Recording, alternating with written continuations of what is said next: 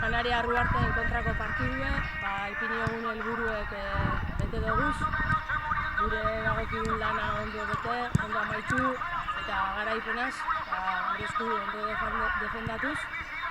Bost eta urteko partidu izan da, sortu dugu zen espazizioa denak eta indogun lan defensibuekin sortu ahal izan dugu espazizuk horrek ondo bete eta progresak eta golak sartzeko gaur sartu die eta jokalariek gogotsu eta beste animo batekin agertu die partidunez. Gure taldien Kataluniak etorria kristo nibelaz eta uste dut final aurreku eta finala oso politxek izango diesela. Eta txapelketi orokorrien nasketak egon di azken momentura arte ez dugu jakin nun izango zen, fetxatan eta eskatikutu dozku aldaketa horrek. Baina futbola holan da eta etorri gaz ahalik eta gauzak onduen eitxa.